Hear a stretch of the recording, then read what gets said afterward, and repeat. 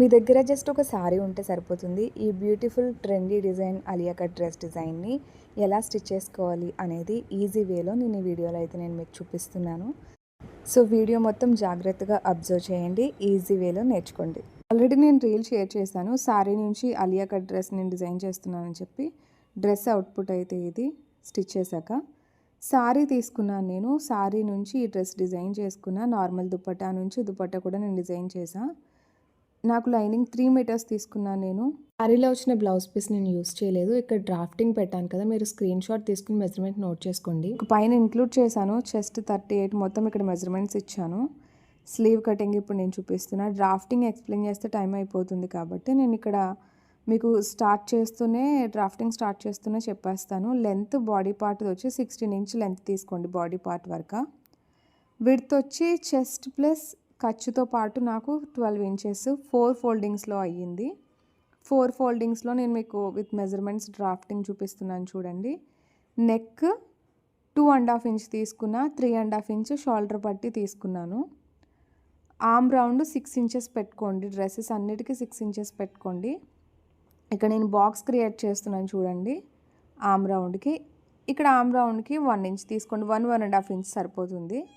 So నేను ఇక్కడ 1 inch సరిపోద్ది కాబట్టి 1 ఇంచ్ తీసుకున్న ఆర్మ్ రౌండ్కి షేప్ కోసం అని చెప్పి. యాక్చువల్లీ దీనికి 1.5 కూడా పెట్టుకోవచ్చు. షేప్ డ్రా చేసుకోండి.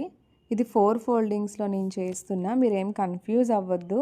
నేను ఆల్రెడీ డ్రాఫ్టింగ్ మీకు ఇందాక పెట్టాను కదా, మీరు అది స్క్రీన్ షాట్ తీసుకుని మెజర్మెంట్స్ అన్ని నోట్ చేసుకోండి. ఇక్కడ షోల్డర్ దగ్గర చూడండి 1/2 ఇంచ్ నేను అలా స్లాంట్గా తీసుకుని వెళ్తున్నాను నేను, ఎందుకంటే భుజాలు జారకుండా ఉంటాయి. ఇది మస్ట్ అండ్ షుడ్ మీరు చేయాల్సింది. ఇది 1 ఇంచ్ నేను ఎక్కడికక్కడ మెజర్మెంట్స్ నేను నోట్ చేసి పెడుతున్నా, మీకు అర్థం అవ్వాలి, మర్చిపోకుండా ఉంటారని చెప్పి. నెక్ లెంత్ ఫ్రంట్ వచ్చి 6 తీసుకున్నాను. 6.5 తీసుకోండి. మీకు ఎక్కువ లెంత్ వద్దు ఫ్రంట్ అనుకుంటే మీరు తగ్గించుకోండి. నేను ఇక్కడైతే 6 తీసుకున్నా, 6 ఇంచెస్. నేను వీ షేప్ డ్రా చేసుకుంటున్నా. కొంచెం కిందకే తీసాను ఎందుకంటే నారోగా వస్తుంది కాబట్టి. సో 6.5 తీసుకున్నాను నేను ఇక్కడ. సో నెక్ అయిపోయింది కాబట్టి ఇక్కడ చెస్ట్ మెజర్మెంట్ తీసుకుంటున్నా.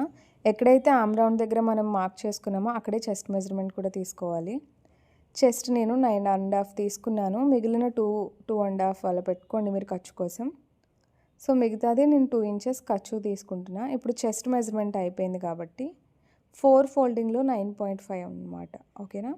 ఇప్పుడు వేస్ట్ రౌండ్ ఎంత, నేను 8.4 కదా, 8.5 తీసుకుంటున్నా. 8.5 ప్లస్ 1 ఇంచ్ డాట్ కోసం తీసుకున్నా. తనకు డాట్ స్పెసిఫిక్గా అడిగారు కాబట్టి, లేకపోతే ఆ డాట్ అవసరం లేదు. బేసిక్గా ఇది అలియా కట్ కాబట్టి ఎలాగో ప్లీట్స్ వస్తాయి కాబట్టి 2 ఇంచెస్ ఎలాగో సీమ్ ఎలవెన్స్. ఇక ఫ్రంట్ పార్ట్ మనం కట్ చేసాం కదా, ఇక్కడ ఒక చిన్న ట్విస్ట్ ఉంటుంది. అదే అలియా కట్ మోడల్ నేను చూపిస్తాను ఇది కటింగ్ అయిపోయిన తర్వాత.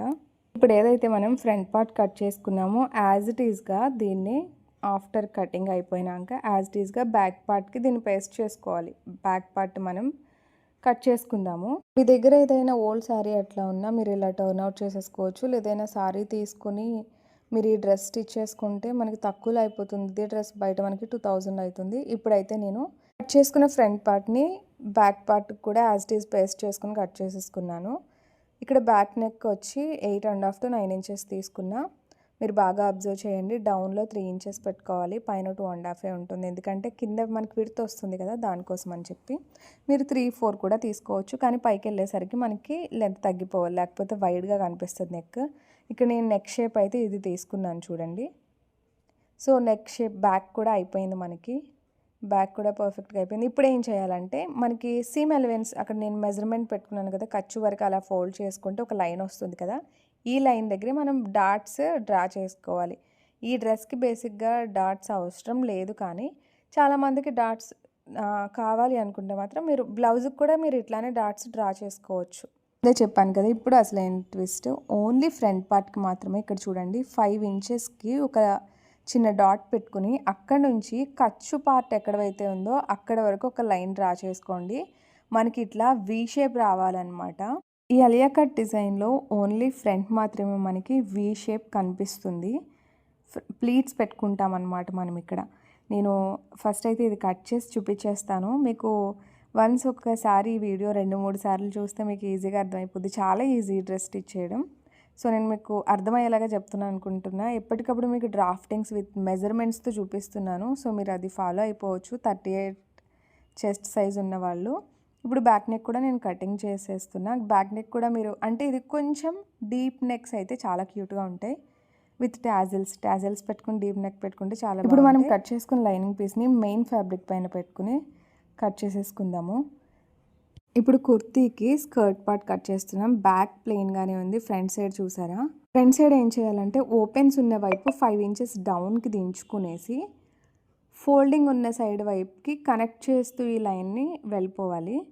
సో మీకు ఆ షేప్ ఎక్కడ వస్తుందంటే కుర్తీ బాడీ పార్ట్లో కూడా మనం 5 ఇంచెస్ డౌన్ చేసి కట్ చేసుకున్నాం కదా, సో దానికి దీన్ని మ్యాచ్ చేయాలన్నమాట. మీకు ఇట్లా చెప్పేదానికంటే స్టిచ్చింగ్ చేసేప్పుడైతే మీకు వివరంగా కనిపిస్తుంది. సో నేనైతే కటింగ్ అయిపోయిన తర్వాత స్టిచ్చింగ్ చూపిస్తా కదా, ఆ ప్రాసెస్లో మీకు ఇంకొంచెం వివరంగా ఎక్స్ప్లెయిన్ చేస్తాను. ఇక్కడైతే స్లీవ్ లెంత్ తీసుకుంటున్నాను, నేను 21 ఇంచ్ తీసుకుంటున్నా, ఫుల్ లెంత్ పెట్టుకున్నా. స్లీవ్ కూడా నేను 4 ఫోల్డింగ్ అంటే 2 sleeves at a time cut చేస్తున్నా. స్లీవ్ రౌండ్ వచ్చి 7 ఇంచెస్ విత్ ఖర్చు 2 ఎక్స్ట్రా పెట్టుకోవాలి 9 ఇంచెస్. ఇక్కడ చూడండి 3 ఇంచెస్కి ఒక లైన్ డ్రా చేసుకోండి షేప్ కోసం. ఇక్కడ 1.5 ఇంచ్ డ్రా చేసుకోండి. స్లీవ్ ఆల్రెడీ నేను రీల్స్లో షేర్ చేసి ఎలా కట్ చేసుకోవాలని చెప్పి ఇప్పుడైతే నేను కుర్తీ స్కర్ట్ పార్ట్ కట్ చేసుకుంటున్న మెయిన్ ఫ్యాబ్రిక్. ఇక్కడ 5 ఇంచెస్ డౌన్ వచ్చింది. సో మీకు అర్థమైపోయే ఉండాలి ఇది కుర్తీ ఫ్రంట్ వైపు అని చెప్పి. ఫ్రంట్ స్కర్ట్ పార్ట్ ఉంటుంది కదా, అటువైపు మనకి ఈ షేప్ వస్తుంది. ఇప్పుడు నేను మెయిన్ ఫ్యాబ్రిక్ని లైనింగ్ ఫ్యాబ్రిక్ని బాడీ పార్ట్స్ అటాచ్ చేసేసుకుంటున్నా. సో ఇది అయిపోయినాక ఫ్రంట్ అండ్ బ్యాక్ పార్ట్స్ మనం ఇట్లా బాడీ పార్ట్కి మనం అటాచ్ చేసేసుకుని లైనింగ్కి రివర్స్ చేసుకొని పైన టాప్ స్టిచ్ వేసేసుకోండి. ఇప్పుడైతే ఫ్రంట్ పార్ట్ బ్యాక్ పార్ట్ రెండు అయిపోయాయి. మీకు ఇక్కడ ఫ్రంట్ పార్ట్స్కి కొంచెం డిఫరెన్స్ ఉంటుంది, ఇన్వర్టెడ్ వీ వస్తుంది. సో మీకు అర్థం కావాలి అది ఫ్రంట్ పార్ట్ అని. ఇప్పుడైతే మెయిన్ ఫ్యాబ్రిక్ ఫ్రంట్ సైడ్ నేను ప్లీట్స్ పెట్టేసుకున్నా. ఇప్పుడు లైనింగ్ పార్ట్కి నేను ప్లీట్స్ పెట్టుకుంటున్నాను. ఇక్కడ నేను చూపిస్తున్నా చూడండి. మనకి నేను స్కర్ట్ పార్ట్ కూడా మొత్తం లైనింగ్ అండ్ అది మెయిన్ ఫ్యాబ్రిక్ అటాచ్ చేసుకుని ప్లీట్స్ పెట్టేసుకుని ఇక్కడ చూడండి బాడీ పార్ట్కి ఎక్కడైతే మనకి వీ షేప్ వచ్చిందో ఆ వీ షేప్లో ఇక్కడ మనకి ఇన్వర్టెడ్ వీ షేప్ వచ్చింది కదా, ఆ రెండు నేను అక్కడ పిన్ పెట్టి సెక్యూర్ చేస్తున్నా. అట్లా యాజ్ ఇట్ ఈజ్ మనం అటాచ్ చేసేసుకోవాలి. సో అదైతే అయిపోయింది. నేను ఇక్కడ డాట్స్ వేసుకుంటున్నా బాడీ పార్ట్కి. సో ఇక్కడ నేను మెజర్మెంట్స్ కూడా అయిపోయాయి నాకు. నేను ఇక్కడ ఫ్రంట్ పార్ట్లో లేస్ వేసాను. So body part skirt part రెండు అటాచ్ చేసేసుకున్నా, షోల్డర్స్ కూడా అటాచ్ చేసేస్తున్నా. నేను ఇక్కడ కింద బాటమ్ పార్ట్లో కింద నేను ఈ లేస్ వేసుకుంటున్నాను. అది నాకు 1/2 ఇంచ్ వచ్చిందో 1/2 ఇంచ్ లేస్ వేసాను. ఇక నేను స్లీవ్ కూడా అటాచ్ చేసేసుకుంటున్నా. డ్రెస్ అయితే కంప్లీట్ అయిపోయింది. ఇక మార్జిన్ పెట్టుకుని స్టిచ్ అయితే వేసుకుంటున్నా. స్కర్ట్ పార్ట్లో కిందకి వచ్చేసరికి జస్ట్ 1 ఇంచ్ మార్జిన్ సరిపోతుంది. జాగ్రత్తగా అన్నీ పర్ఫెక్ట్గా పట్టుకుని స్టిచ్ చేసుకోండి. డ్రెస్ అయితే కంప్లీట్ అయిపోయింది. వీడియో మీకు నచ్చింది, యూజ్ అయింది అనుకుంటే లైక్ చేయడం మర్చిపోకండి. దుపట్టాకి అయితే నేను నార్మల్ దుపట్టా తీసుకొని మనకి సారీలో వచ్చిన ఫ్యాబ్రిక్ అటు ఇటు యాడ్ చేసి లేస్తో కవరప్ చేశాను. Thank you for watching and follow for more.